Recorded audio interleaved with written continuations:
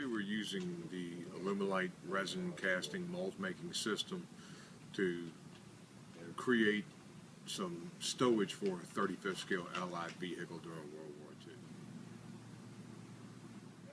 We're going to be going through part one of this is making the mold box, mixing the latex, and pouring that.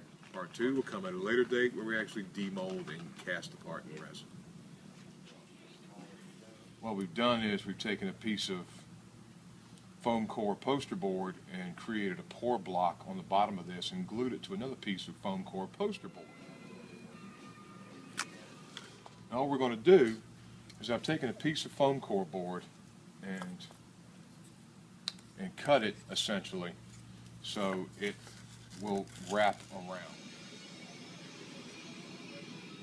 We've actually glued that into the box to hold it in place. The next step is to take some of this molding clay and kind of seal the box. And all I've done is I've kind of made almost like a clay string, and we'll just kind of fit this in place around it to seal the box. There's 100 different ways to make a mold box. This is just one that's kind of quick and easy. With something like this, because it's a liquid, you do want to make sure that it's sealed really well. And if you notice, there's scales sitting here under me. What the scales are for is you have to mix the latex material with a catalyzer. And what I've done is I came in and I basically zeroed out the scale for the weight of the cup. Yeah.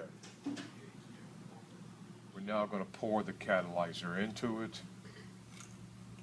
Scrape that out, because this is what's going to take it from a liquid to a flexible solid. Just mix that in really well. And you can kind of see how that's mixing up. It's getting that pretty caramel kind of a color. This isn't a process you want to rush. You've got 30 minutes to work with this, and it's going to take probably about 8 or 10 hours for it to set, depending on the thickness of the mold. And that looks pretty good. So all we're going to do now is we're going to take this and actually pour it into the mold. You want to kind of start in a corner and get a real fine stream going.